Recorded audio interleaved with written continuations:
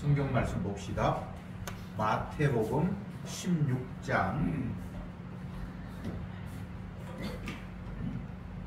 마태복음 16장 13절부터 20절까지 교독하겠습니다. 13절에 예수께서 가이사랴 빌립보 지방에 이르러 제자들에게 물어 가라사대 사람들이 인자를 누구라 하느냐? 너는 세리야, 너는 엘리야, 너는 에레미야나 선지자 중에 하나 아니니까. 가라사대 너희는 나를 누구라 하느냐? 주께서 대답하여 가로되 그는 그리스도시요 살아계신 하나님의 아들이십니다. 예수께서 대답하여 가라사대 바요나 시모나 네가 복이 있도다. 이를 네게 알게 하니는 혈육이 아니요 하늘에 계신 내 아버지시니라. 또 내가 너희에게 이르노니 너는 베드로라. 내가 이 산들 위에 내 교회를 세우리니 너의 권세가 지지 못하리라. 내가 천국 열쇠를 네게 주리니 네가 땅에서 무엇이든지 매면 하늘에서도 매일 것이요 네가 땅에서 무엇이든지 풀면 하늘에서도 풀리리라 하시고 이에 제자들을 정리하사 자기가 그리스도인 것을 아무에게도 이르지 말라 하시니라. 아멘. 예수님과 제자들의 엄밀한 대화입니다. 예수님이 먼저 제자들에게 질문을 하고 제자들이 답변을 하는데 두 가지의 질문이 있습니다. 첫 번째 질문은 사람들이 나를 어떻게 평가하고 있냐라는 것을 물으셨고, 그리고 제자들이 향해서 너희는 나를 어떻게 생각하느냐, 이 두 가지 질문과 여기에 대한 답변이 오늘 읽은 본문의 내용입니다.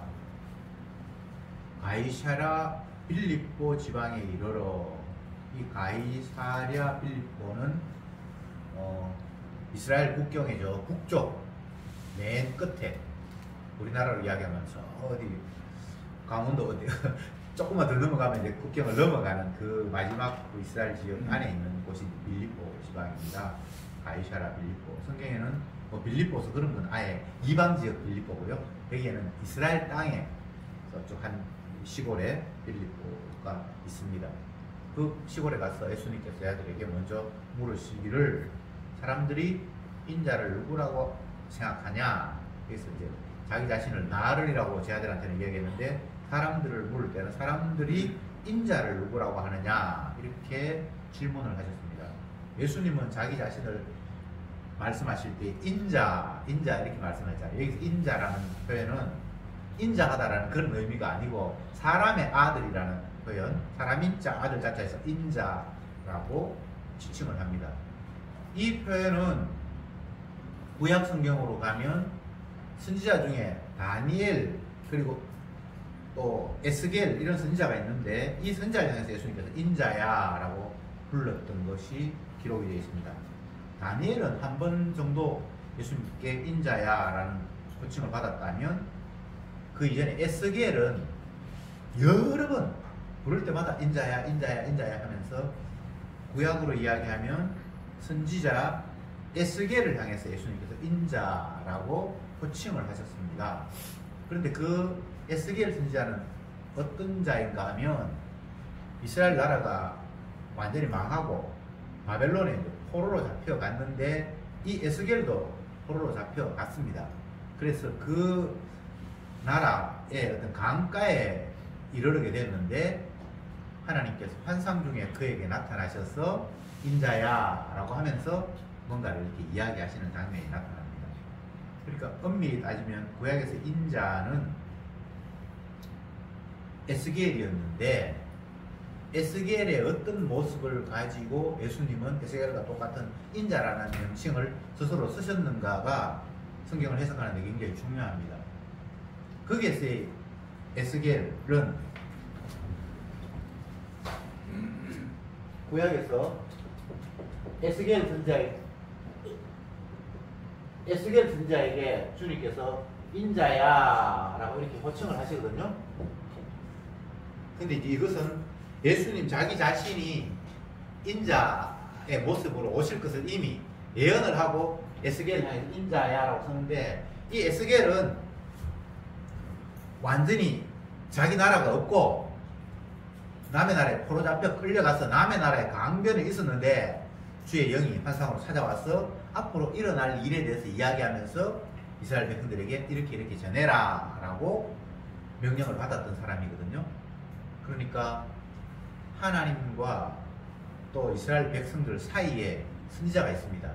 하나님의 말씀을 선지자가 듣고 그 하나님의 말씀을 백성들에게 전해주는 사람이 선지자의 위치입니다.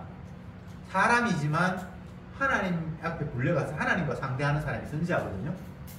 그리고 또 백성들에게 하나님의 뜻을 이렇게 전해주는 그런 역할.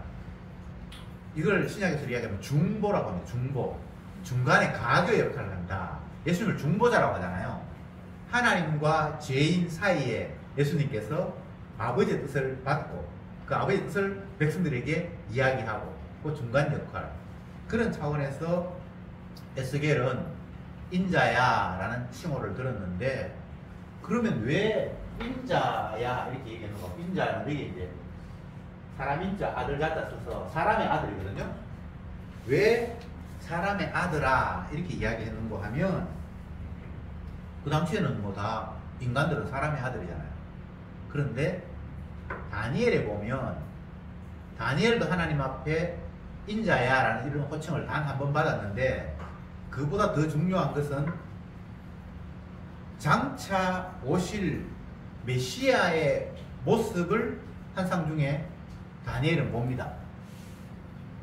다니엘이 본 환상은 어떤 거 하면 인자 같은 이가 영원 전부터 계신 그분에게 호출을 받아서 가서 그 영원 전부터 계신 분은 하나님이고 인자 같은 이 그러면 사람같이 생긴 그분이 불려받는 그건 예수님입니다. 그분이 하나님 앞에 모든 권한을 받아서 이 땅을 다스리더라. 그런 환상이 있어요. 거기에서 인자 같은 이라고 이야기합니다. 그냥 하나님의 아들이라고 하면 사람같이 생기면 안 되잖아요. 그런데 거기에서 하나님을 불림받는 인자는 사람과 같은 이, 사람과 같이 생긴 이라고 표현을 했습니다. 그래서 그것을 구약의 그런 내용들을 염두에 두고 예수님은 내가 인자다, 사람과 같은 이로 왔지만 나는 하나님의 아들이다 라는 것을 말하기 위해서 자기 자신을 인자라고 말합니다. 자, 다시 정리해 봅시다. 예수님이 자기 자신을 나는 이렇게 표현할 때도 있지만 인자는 이렇게 표현했단 말이죠. 자기 자신을 사람의 아들은 이런 식으로 표현했다 이 말입니다. 자기 자신을. 그럼 사람의 아들, 사람들은 자기 자신을 사람의 아들이라는 말 안 합니다. 할 필요가 없잖아요. 그건 사람의 아들이죠. 근데 본인은 하나님이면서 사람의 아들 같이 생겼으니까 인자는 이런 표현을 썼다 이 말입니다. 이게 조금 복잡하고 어려운데 사람같이 생겼으면 사람이지 하나님이라고 생각을 할 수는 없잖아요. 그런데 예수님은 사람의 몸을 입고 하나님이 지금 이 땅에 오셨잖아요. 그러니까 그 사실을 알려주시는 것이 인자라는 표현입니다. 그리고 인자라는 해석은 그 정도 하고 사람들이 나 인자를 하나님 아들이 나를 누구라고 생각하고 있더냐라고 먼저 질문을 했습니다. 그럴 때 제자들이 대답하기를 세례 요한이라고 하기도 하고 엘리야라고 하기도 하고 에레미야 아니면 다른 선지자 중에 한 사람이라고 합니다. 이렇게 대답을 했습니다. 이 구구한 대답을 한마디로 딱 압축하면 선지자 정도 급으로 당신을 생각합니다. 사람들이 그렇게 대답을 했습니다. 그러니까 사람들, 우리의 보통 평범한 사람들보다는 훨씬 더 뛰어나고 뭐 능력도 행하고 이렇게 하니까 옛날 선지자들은 하나님의 능력을 받아서 뭔가 활동을 했잖아요. 엘리야 같은 사람은 기도하니까 3년 6개월 동안 비가 안 왔다든지 또 바알 선지자, 아치 선지자를 하늘에서 불을 내리고 다 죽였다든지 이런 옛날의 선지자들은 하나님의 능력을 받은 사람들이잖아요. 그러니까 예수님을 그런 사람은 사람인데 하나님 앞에 능력 받아서 큰 일을 하는 선지자 중에 한 사람 정도로 당신을 생각합니다. 여기서 중요한 것은 예수님은 자기 자신을 인자라고 했잖아요. 사람의 아들이라고 표현했지만 하나님인데 사람의 아들처럼 왔다라는 의미가 있잖아요. 그럼 이건 이 예수님의 자신에 대한 평가, 사람의 아들 왔지만 하나님이다. 그 백성들은 그냥 선지자로 생각한단 말이야. 인간인데 보통 사람보다는 훨씬 뛰어나고 하나님 앞에 교류해서 하나님의 능력을 행하는 뛰어난 인간. 그런데 예수님은 모습은 사람의 모습이지만 하나님. 전혀 다르죠? 이렇게 지금 차이가 벌어졌습니다. 겉으로 보면 예수님은 사람이에요. 사람의 모습으로 왔으니까. 옛날 선지자도 사람이고. 그러니까 인간의 안목으로 예수님을 바라봤을 때에는 똑같은 우리와 같은 인간이지만 하나님으로부터 능력을 받아서 큰 일을 하는 선지자 같은 사람. 그것 말고는 다른 평가가 있을 수 없죠. 근데 예수님은 사람의 아들이라고 말하면서 모양은 내가 사람의 아들이지만 나는 하나님이다라는 식으로 인자라고 표현을 했단 말이죠. 그래서 이제 사람들에 대한 대답을 듣고 난 후에 예수님께서 제 아들에게 그러면 너희들은 나를 어떻게 생각하니? 너희들도 나를 훌륭한 선자 중에 한 사람, 인간인데 하나님부터 능력받아 뛰어난 사람 정도로 생각하니? 라는 식으로 예수님께서 제 아들에게 질문을 했죠. 그럴 때 이제 베드로가 대답하기를 주는 그리스도시요 살아계신 하나님의 아들입니다. 이런 답을 했잖아요. 자, 여기서 예수님 자기 자신을 인자라고 했습니다. 백성들은 선자라고 했습니다. 제자 중에 베드로, 제자의 대표 베드로는 그리스도 하나님의 아들. 이건 정답이에요. 하나님의 아들이에요. 사람 중에 뛰어난 사람이 아니라 당신이 바로 기름 부어 받아서 하나님께 보내겠다고 약속하신 그 하나님 아들이잖아요. 라고 답변을 했습니다. 그러니까 예수님께서 하시는 말씀이 시몬아 네가 복이 있다. 이것을 네가 안 것은 네가 아이디어가 뛰어나거나 다른 사람보다 더 안목이 뛰어나거나 혈육적인 그런 능력이 아니라 하늘에 계신 아버지가 네게 알게 했다. 이렇게 답변을 하셨습니다. 여기서 뭐 바요나 시모나라는 말은 시몬의 요나의 아들, 요나의 아들아 이 말입니다. 근데 이 시몬은 요나의 아들이 아니고 요한의 아들인데 그 단어가 비슷해서 아마 그렇게 표현한 것 같습니다. 보통 요한의 아들 시몬 이렇게 이야기하거든요. 요한의 아들. 근데 여기는 바요나니까 요나의 아들 시모나 이 말이거든. 바요나라는 말은 그것은 그 언어적인 유사하기 때문에 그렇게 되었다라고 그렇게 읽으면 좋겠습니다. 어쨌든 누구 아들아 베드로야. 여기서 이제 이름도 시몬 베드로, 여기 시몬 베드로가 나오는데 베드로의 원래 이름은 시몬입니다. 그런데 나중에는 베드로로 바뀌죠, 그죠? 그래서 나중에 합쳐서 뭐 시몬 베드로 이렇게 이야기하는데 그것도 좀 우리가 알 필요가 있습니다. 본명은 시몬. 근데 예수님께서 베드로라고 이제 고쳐줘요. 베드로라는 말 그냥 마이스, 아니 바위, 큰 돌 이런 뜻이에요. 근데 이건 요거는 헬라어로 표현이 베드로고 예수님의 그 유대인들이 쓰는 말로는 이제 개바. 바위를 예수님 쓰는 언어 히브리어로는 개바라고 표현하고 헬라어로는 베드로라고 표현한다 이 말입니다. 바위라는 말입니다. 원래 이름은 시몬인데 네 앞으로 시몬 하지 말고 네 이름 바위라고 해. 그래서 그 바위라는 표현이 헬라어로 표현하면 베드로고 예수님 지역에 사는 그 유대어 아람어를 썼다 그러는데 그걸로 이야기하면 개바고. 무슨 말인지 아시겠죠? 예. 왜 예수님이 시몬에게 이름까지 바꿔주면서 네가 이제는 앞으로 시몬을 하지 말고 바위라 해라, 베드로라 해라 이렇게 말씀을 하셨는가? 그 이유가 그 뒤에 나옵니다. 18절에 내가 네게 이르노니 너는 베드로라. 내가 이 반석, 베드로라는 말은 반석이라는 말 같은 뜻입니다. 위에 내 교회를 세우리니 음부의 권세가 이기지 못하리라. 지금 예수님께서 베드로에게 굉장히 의미 있는 이야기를 하셨습니다. 예수님 스스로는 내가 하늘로부터 오신 사람의 아들이지만 사람의 아들이 아니라 하나님의 아들이다. 나 인자. 이미 예수님은 자기 자신을 하나님 아들이라고 인자라는 말 속에 담아놨어요.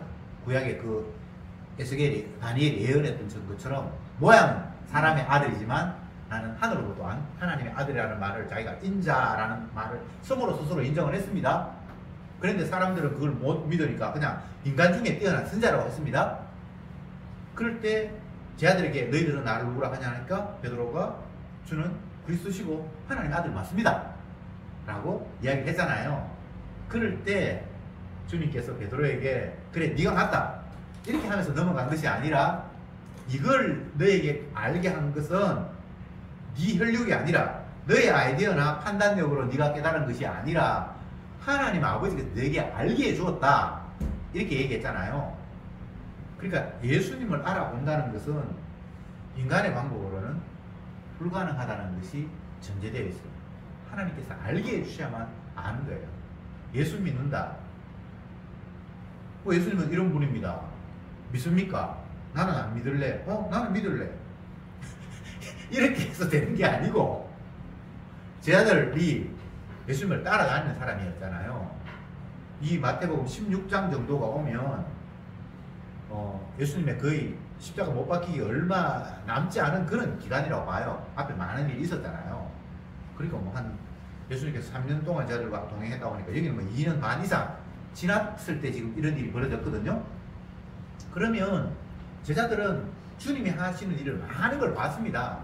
산상에서 설교했을 때 정말 권세 있는 자처럼 잘 가르치셨고 또 무리를 걷고 머리끝 5개로 5,000명을 먹였고 그 수많은 병자를 고쳤고 많은 이런 일들을 온몸으로 경험을 했습니다. 그러면 그 자기가 경험한 것들을 가지고 이분은 인간이 아니야 하나님의 아들일 거야 라고 이렇게 분별할 수 있을 것처럼 우리는 느껴지잖아요. 그런데 그런 식으로 쉽게 얘기하면 그 모든 것 혈육입니다. 혈육 인간의 지능, 판단력, 경험 같은 거를 바탕으로 해서는 하나님의 아들을 알아볼 수 없다는 거예요. 그러니까 주님은 네가 나를 메시아라고 했고 하나님의 아들이라고 분명히 정답을 이야기했는데 그거는 네 경험이나 판단력은 아니고 하나님께서 너에게 깨달음을 주셨기 때문에 너희가 그런 고백을 했다. 네가 알아본 것은 네 능력 아니야. 하나님의 은혜야 라고 예수님께서 못을 막았습니다.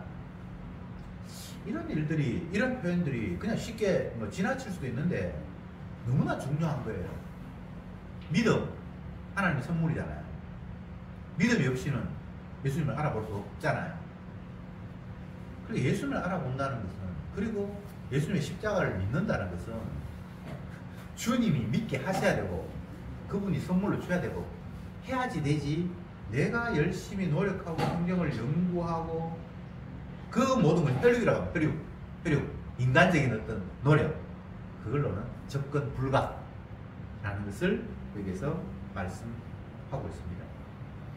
우리가 늘 이걸 고백을 해야 돼요. 내 능력으로는 주의 계시의 말씀을 믿거나 이해하거나 하는 것은 불가능한 일이라는 것을 날마다 고백할 수밖에 없어요. 근데 그것도 은혜가 오면 그런 깨달음과 고백이 주어져요.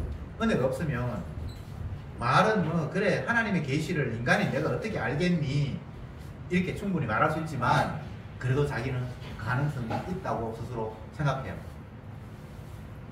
나도 하나님께서 지혜를 주셨고 어쨌든 내가 똑똑하지는 못하지만 내 나름대로의 판단력이 있는데 오랫동안 하나님의 말씀을 듣고 또 내가 나름대로 궁리하고 하다 보면 알 수 있지 않겠냐.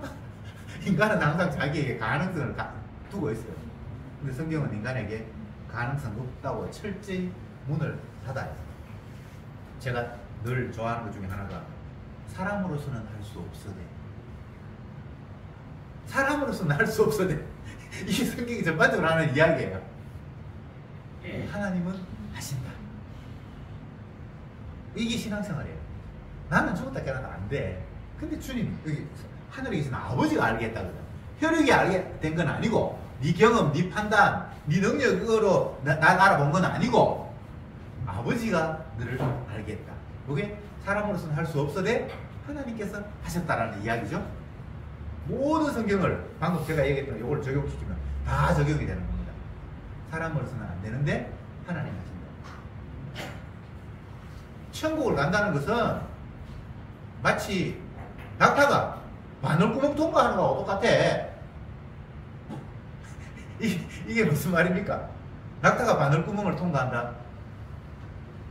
바늘구멍은 적은데 낙타는 바늘구멍보다 수십 배가 더 커요.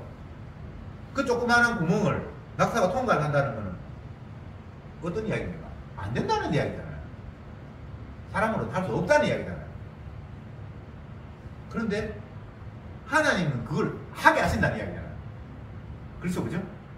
인간이 천국 간다는 것은 인간의 입장에서 불가능한 거예요. 천국은 하늘나라고, 하늘나라는 하나님의 아들이랑 하나님이 사시는 곳이지 죄인이 사는 곳이 아니에요. 만약 우리의 이 현재의 이 모습을 가지고 천국에서 만약에 산다면 불편해서 지옥이에요. 그게 내 마인드로 내 이 욕심을 가지고 천국에서 만약에 간다면 그게 천국이 아니라 지옥이라고. 완전히 우리가 달라져야죠. 거기에 살 수 있는 사람으로 새 사람이 돼야 되겠죠. 그죠? 그래서 사람이 천국을 간다, 죄인이 뭐 복을 받는다, 날마다 죄 짓는데 우리가 용서 받는다, 이런 것들은 인간적인 관점에서 이게 안 되는 거예요. 성인이 이미 다 되어서 뭐 20대, 30대, 어떨 때 40대 그런 나이가 되어서 사람들에게 각광받는 그 연예인이 되거나 뭐 스타가 되거나 모든 사람 알아보는 그런 위치에 있는 사람이 옛날 고등학교 다닐 때 학교에서 애 늘게 배워 괴롭히는 학폭 그것 때문에 지금 문제가 돼가지고 네가 그렇게 했지 않냐고. 이거 언제적 이야기예요. 최근에 27세 된 그 청년이 자기가 졸업해도 고등학교 찾아가지고 자기 옛날에 선생님을 칼로 찔렀어요. 고등학생이면 한 뭐 16세, 17세, 18세 때 고등학교 다녔을 거 아니에요. 27세만 지금 10년이 지났잖아요. 그때 그 원한을, 분노를 삭히지 못해서 10년이 지나 찾아가지고 선생님을 칼로 찔렀다라는 이야기를 제가 들었습니다. 용서한다? 인간에게는 용서가 안 되는 거예요. 10년 아니라 100년이 지나도 인간은 자기가 당했던 피해를 입었던 것들을 용서한다는 게 이게 안 되는 거예요. 그래도 세상에는 규칙이 있죠. 살인을 했더라도 이 20년이 지나면 이제 그 죄 묻지 말자. 뭐 감옥에 갔다 와서 형벌을 받으면 이제 더 이상 그에 대해서 죄책을 묻지 말자. 이거는 강제로 정해놓은 거지. 진짜 사람의 마음에 그게 용서가 되는가 하면 그거는 안 되는 거거든요. 바꿔 이야기해 봅시다. 우리는 날마다 죄를 흘리고 다녀요. 옛날에 뭐 학폭해가지고 누구 괴롭혔다 그 정도가 아니고 날마다 우리는 죄를 지으면 살아가잖아요. 이런 죄에 찌들어 있는 내가 용서를 받는다라는 것이, 내가 누구를 용서 안 되는데 용서 받는다는 게 이게 인간적으로 가능한 게 아니에요. 도저히 있을 수 없는 일이에요. 근데 하나님께서 용서하신다라고 말씀을 하셨거든요. 이거는 주님의 능력입니다. 네. 단순하게 생각을 하면 뭐 그럴 수도 있겠네 라고 생각을 하는데 성경에 자세히 읽어보면 다 인간에게는 안 되는 이야기만 나타나요. 나로 말미암지 않고는 아버지께로 갈 자가 없다. 아버지는 하나님이고 하나님께 간다는 것은 천국 가고 영생을 얻는다는 건데, 예수님을 통하지 않고는 천국을 못 간다. 그럼 예수님을 통해서 천국을 간다라는 게 도대체 어떤 말인가? 옛날에 그 선교단체에서 복음을 설명을 하면서 뭐 시시신지 뭔지 제가 잘 모르겠습니다만 이런 그림을 그렸어요. 예수님의 십자가 이걸 그려놓고 여기는 죄인 인간이 있고 여기에는 천국 하늘나라 이렇게 해놓고는 예수님의 이 십자가를 건너뛰면 여기에 천국 간다 이런 그림을 그려서 전도했던 뭐 사형리 뭐 이런 게 있었어요. 옛날에 전도하는 방법을 그림 그려가지고 예수님께서 나로 말미암지 않고는 하나님 나라에 아버지께로 갈 수 없다 하니까 그림을 그려서 죄인인 우리가 예수님의 십자가를 건너뛰면 이 하늘나라로 간다 이런 그림을 이게 그린 거예요. 그럼 예수님의 십자가를 어떻게 밟고 건너뜁니까? 그것도 무슨 방법이 있습니까? 사실은 불가능한 이야기를 계속 성경에서는 하고 있거든요. 예수님을 통하지 않고는 아버지한테 못 간다. 그럼 예수님을 통하는 방법은 뭡니까? 사실은 막연해요. 굉장히 추상적이에요. 십자가를 건너뛴다. 발로 밟고 통과하면 천국 간다. 그 말도 굉장히 추상적이잖아요. 성경의 어떤 구절이라도 언어는 우리가 사용하는 언어로 표현을 했지만 이게 정확하게 이해가 되어서 받아들여진다는 것은 전혀 또 다른 문제예요.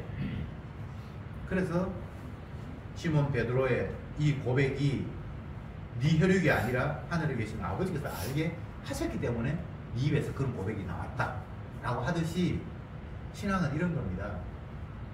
주님께서 알게 하실 때만 아는 거예요.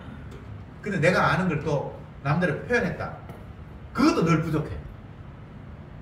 그래서 인간의 언어로 전도하고 복음을 전하고 인간의 언어로 이 계시의 글들이 기록이 되어 있지만 아무리 자세하게 표현을 해도 이 표현 자체를 가지고 믿음의 세계로 들어가거나 이해하거나 이거는 불가능한 거예요. 아버지께서 베드로에게 알게 하셨듯이 오늘 이야기하면 성령께서 깨닫게 하실 때만 이 언어에 대한 이해가 복음으로 받아들이도록 이렇게 되어 있는 거예요. 뭐 은희 아는 이야기를 제가 길게 설명을 했습니다만 본문에 나타나 있으니까 제가 다시 한번 강조해서 말씀을 드리는 겁니다. 그리고 예수님께서 하시는 말씀이 베드로다. 내가 너를 이제 베드로로 하겠다. 원래는 이름이 시몬이었는데 바위, 돌로 내가 이름 바꿀게 라고 이야기하면서 내 교회를 네 돌 위에, 네 베드로라는 네 이름 위에 세울 것이다. 그렇게 얘기를 했어요.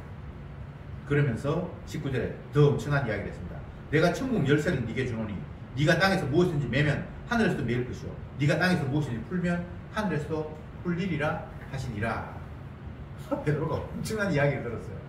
지가 깨달은 것도 아닌데 하나님 깨닫게 해주셔서 그냥 뭔가를 이야기했을 뿐인데 네 위에 교회를 세울 것이고 그리고 네가 이 땅에서 무엇을 하면 하늘에서 그게 이루어질 것이고 이런 엄청난 이야기를 하셨습니다.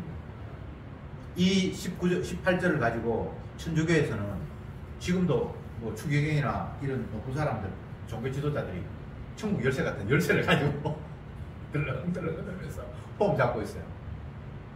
자기들이 마치 하나님 앞에 모든 권한을 받아서 천국의 문도 열어서 원하는 사람 집어넣을 수도 있고 천국 문을 닫을 수도 있는 것처럼 그렇게 행동해요.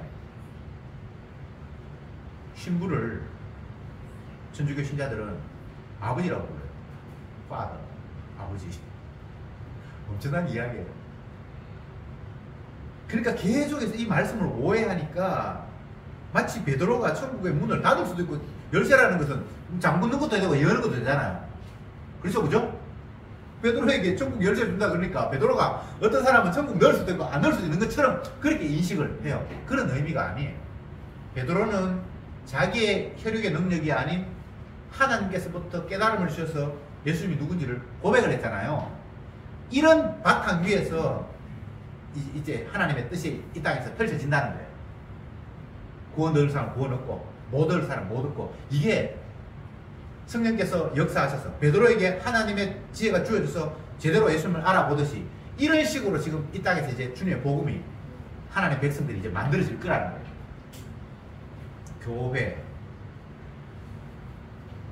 교회라는 것 여기서 이제 신약성경에서 처음 나오는데 이 반석 위에 내 교회를 세운다. 베드로의 네 그 고백 그 위에 교회가 만들어질 것이다. 교회라는 말은 뭐 우리는 오늘날 교회라는 말이 이제 명사가 되어서 뭔가 이렇게 의미가 딱 주어지는데 옛날에는 교회라는 말이 없었거든요. 교회라는 말이 없었어요. 교회가 뭔지 몰라요. 이 말의 의미를 정확하게 풀면 부름을 받은 자들의 집단, 호출된 사람들의 모임,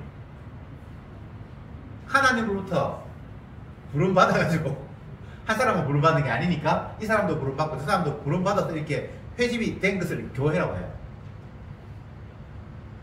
우리는 뭐 예배당 건물을 지어놓고 거기서 찬송 부르고 예배 드리고 기도하고 그렇게 하는 그걸 교회라고 우리 그렇게 생각하는데 원래 이 교회라는 단어는 하나님으로부터 부름받은 사람들의 그 어떤 무리. 베드로야, 내가 이 반석 베드로 너 위에 교회를 세우겠다. 이 말도 사실은 굉장히 어려운 표현이에요. 쉽게 이해하려면 베드로의 신앙 고백이 자기의 고백이 아니었잖아, 그죠? 그런 것처럼 아버지께서 알게 하셔서 고백했던 것처럼 이런 고백들이 튀어나오는 자들이 주님으로부터 부름받아서 이제 무리가 만들어질 것이다 라는 거예요. 주님의 자기 백성 만들기. 그전에는 주님의 자기 백성이 없습니다. 이들은 다 예수를 알아보지 못해. 심지어 베드로도 지금 여기에 혈육이 아니라 하나님께서 알게 하셨다고 했는데 이전까지는 몰라요. 그냥 인간 중에 한 사람, 죄인 중에 한 사람일 뿐이에요. 요렇게 아버지가 알게 하셔서 부르듯이 이런 방법으로 이제 무리가 만들어지고 교회가 형성이 될 거라는 거예요. 하나하나 주님이 베드로 너를 부르듯이 이렇게 해서 이제 무리가 생겨서 주님을 찬송하는 주님의 백성, 주님의 나라가 만들어질 거다 라는 이야기를 주님께서 하셨습니다. 그러면 오늘날 우리들에게 이 말씀을 적용을 시키면, 물론 만세전에 하나님께서 자기 백성이라고 점 찍어 놓은 사람 있죠. 택한 백성이 있죠. 그러나 그건 인간적인 관점에서는 모르잖아요. 근데 주님께서 복음도 알지 못하고 살아가는 자기 육신이 하나님처럼 되어서 날마다 자기 배를 섬기면서 자기 목적을 향해서 살아가는 인간들, 그런 자들에게 주님께서 능력을 주시고 성령을 보내셔서 예수님이 누군지를 깨닫게 하시고, 그분이 사람의 모양이지만 사람이 아니라 하나님의 아들이라는 것을 알게 하시고 그분의 말씀에 귀 기르게 하시는 이런 사람들을 뽑아내겠다는 거예요. 그 주님이 이 땅에 오신 이유예요. 이사야에서 하나님께서 내가 내 백성을 만든 이유는 나를 찬송하고 경배하기 위해서 내가 만들었다, 이렇게 말씀하셨잖아요. 근데 그 경배하고 찬송하는 것이 모든 사람들이 다 하는 게 아니에요. 자기 백성에게만 하는 거예요. 신약으로 이야기하면 교회, 하나님으로부터 부름받아서 모인 자들, 그들이 하나님을 찬송하지, 그렇게 부름받은 사람이 아닌 사람, 깨닫게 해주지 않은 사람한테는 해당 사항이 없어요. 우리는 자꾸만 내 중심으로 하나님께서 나를 불러주셨구나, 베드로를 주님께서 깨닫게 하셨구나, 행복하게 됐다, 이런 식으로 생각하는데, 그런 관점이 아니라 하나님이 애초에 자기가 영광받고 자기를 찬양하기 위해서 부를 생명들이 있다라는 거예요. 그러면 하나님 나를 안 부르면 어떡하나? 안 불러도 상관없어요. 하나님이 자기 택한 백을 불러서 영광을 받으시는 분이니까. 근데 자꾸 우리는 내가 그 영광 부름 받는 쪽에 자꾸 끼어들고 싶잖아요. 그런 말상 자체가 다 성경을 제대로 이해하지 못합니다. 내가 왜 천국 가야 되는데? 지옥 가면 고생하니까 나 고생하기 싫어.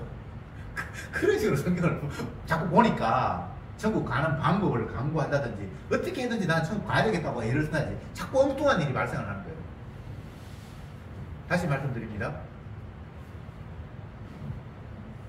하나님인 예수님은 인간의 몸을 입고 이 땅에 오셨는데, 사람들이 예수는 아무리 봐도 그냥 인간이지 그분이 하나님의 아들이라는 거는 안 보여요. 분명히 하나님의 아들 맞는데, 하나님인데 인간의 모습을 입고 왔기 때문에 좀 인간하고 다른 모습, 거룩한 신령한 모습을 보이고 왔으면 인간은 아니고 신인가 이렇게 생각할지 모르지만 사람의 몸을 입고 왔잖아요. 그러니까 사람이 그분을 하나님의 아들이라고 못 알아봐요. 그랬는데 주님께서 그 못 알아보는 수많은 사람 중에 베드로라는 한 사람을 특정을 지어서 알아보게, 깨닫게 지혜를 주셨잖아요. 이런 방법 아니면 주님이 자기 백성을 구원하거나 주님을 찬양하도록 교회로 만들거나 하는 다른 방법은 없다는 겁니다. 그러니까 항상 우리에게는 불가능성이에요. 나는 안 되는구나. 주님께서 눈을 열어주시고 길을 열어주시고 마음을 열어주시고 깨닫게 하실 때만 고백할 수 있는 자이구나. 그러니까 이 알문, 베드로가 예수님을, 사람과 같이 똑같이 생긴 예수님을 하나님의 아들이라고 알아볼 수 있었던 것은 베드로의 자기 것이 아닙니다. 맞죠? 그죠? 하나님께서 알게 하셨습니다. 그러니까 앞으로 늘 성도는 주님이 알게 하셔야만 나는 알아볼 수 있습니다라는 이 고백이 항상 있어야 되는 거예요. 아는 게 한번 알았으니까 이제는 절대 벗어날 수 없으라고 꼭 지을 수 있는 게 아니에요. 베드로가 나중에 뒷부분에 보면 주님 십자가 못 박힌다 그러니까 왜 그런 주님 죽으시면 안 됩니다. 내가 내 목숨을 다해서 주님 지키겠습니다 라고 이야기하니까 사탄아 물러가라 이렇게 이런 부분이 나오잖아요. 그러니까 아는 게 고정되어 있지 않다는 거예요. 그때는 알았는데 나중에 다시 자기의 원래 모습으로 돌아가 버리는 것이 우리의 모습입니다. 그러니까 끝까지 우리는 주님만 바라보면서 주여 불쌍히 여기소서 깨닫게 하소서 주의 능력으로 나를 알게 하소서라는 이런 마음이 평생을 우리는 가야 됩니다. 다윗의 표현으로는 성신을 내게서 거두지 마옵소서. 주의 영이 떠나버리면 나는 그냥 다시 죄인으로 돌아가 버릴 수밖에 없잖아요. 그래서 성신을 내게서 거두지 마옵소서라고 이렇게 기도를 합니다. 그게 성도의 기도해야겠죠. 어떤 경우에도 이제는 내가 한 곱이 넘었었다. 나 이제 알았어. 라고 그 알을 고정시키는 순간 그건 다시 육입니다. 다시 바꿔서 돌아갑니다. 이 목사님 갈라디아서 수련회 했는데 이 세상에는 갈라디아서에는 복음을 이야기하면서 세상에는 다른 복음을 가르쳤다 라고 이야기하고 있잖아요. 근데 이 목사님 강의하면서 이 세상에는 다른 복음밖에 없다 그렇게 말씀을 하셨어요. 이게 왜 그런 거 하면 복음은 예수님이 십자가에서 죽으셨다는 게 복음이에요.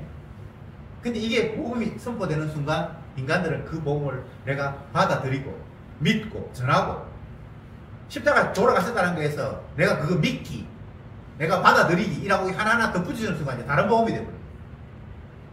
복음이 다시 율법화 되버려요. 그게 참 이해할 수 없는 건데 원리가 그렇게 돼 있어요. 내가 알았다 하는 순간 이미 그것이 나에게 고정이 되어서 주님께서 알게 하신 거는 질이 다른 뭔가로 바뀌어 있어요. 내가 이제 알았어. 내가 이제 내 머리를 이해했어. 라고 하는 순간 주님이 원래 알게 하신 그곳에서 이미 변질이 된 상황이에요. 그게 다른 복음이 됩니다. 참 무서운 이야기죠. 그래서 우리는 내가 알았습니다. 나는 이제 깨달았습니다. 라고 내 그 알에 대해서 희망을 걸거나 기대를 하는 것이 아니라 이미 주님이 십자가에 못 박혔습니다. 그건 확실한 겁니다. 내가 부정하든 뭐 긍정하든 상관이 없이 이미 객관적인 사실이에요. 그게 유일한 복음이라. 그가 채찍에 맞아서 내가 나음을 입어버렸어. 그게 유일한 복음이라. 내가 그걸 믿으니까 나는 뭐 좀 계속 그래서 뭔가 덧붙이기 시작을 하면 그건 다른 복음이 되어버린다. 자, 다시 본문 돌아가서 예수님이 하나님이에요. 그런데 인간의 모습을 가지고 이 땅에 오셨어요. 그러니까 사람들은 그냥 인간이지, 그리고 우리보다는 더 뛰어난 사람이지 라고 생각할 수밖에 없는 거예요. 왜 이런 식으로 일하실까? 차라리 자기 자신을 하나님의 아들이라고 자기 백성에게 보여주려고 하면 처음부터 하나님의 아들다운 어떤 그런 형상이나 모습으로 그냥 와버리면 사람들이 착각할 일도 없잖아요. 주님 그렇게 하시지 않거든요. 근데 이걸 뒤집어 이야기하면 너희들은 이미 오염되어 있기 때문에 죄로 가득 차 있기 때문에 너희들의 판단력이나 사고 능력 자체가 망가졌다라는 것을 말씀하기 위해서 주님은 그런 모습으로 오십니다. 우리는 내가 100% 다 완전히 망가져서 엉망진창이라고 생각 못 하잖아요. 그래도 나는 판단력이 있다라고 나에 대해서 몇 프로나마, 뭐 100%는 아니지만 몇 프로나마 인간에게 가능성을 가지고 나를 바라보고 있잖아요. 내가 그 정도 능력은 있어. 그 정도로 내가 분별 못 할 줄 아나. 뭐 하여튼 조금이나마 인간은 자기 자신에게 가능성과 자기 판단력에 대해서 기대를 하고 있어요. 근데 그거 자체가 빵이라고 주님께서 보여주기 위해서 주님은 그런 모습으로 있다는 거죠. 그리고는 우리는 분별력이 제로인데 베드로가 알아보네? 그건 너 능력 아니다. 네 재주가 아니다. 그냥 하나님께서 너에게 잠깐 지혜를 주신 거야. 그런 식으로 주님은 계속해서 우리에게 불가능성을 유지시켜 놓은 채 자기 자신을 보여주시는 식으로 일하고 계십니다. 결론을 말씀드리겠습니다. 우리는 영원히 불가능성입니다. 단 한순간도 내 불가능성이 주님이 넘겨줘서 가능성으로 바뀌는 거 없습니다. 처음부터까지 우리는 불가능성이 안 돼요. 할 수 없어요. 능력 받으면 한다? 아니에요. 성령 받으면 한다? 아니에요. 성령 받으면 내가 영원히 못하는 존재라는 걸 아는 게 성령 받은 거예요. 그래서 끝까지 우리는 아니라고 주님께서 말씀하시고, 아니면 그러면 안 되네. 원래는 안 되는데 주님께서 자기 택한 백성이라는 이유로 콜, 교회, 부름받은 자들을 생산하시는 거예요. 그래서 그에게 깨닫게 하시는 일이 순간순간 발생할 때에 그는 주님을 알아보고 고백하는 자가 된다. 근데 이것도 고정된 게 아니고 그때 뿐이에요.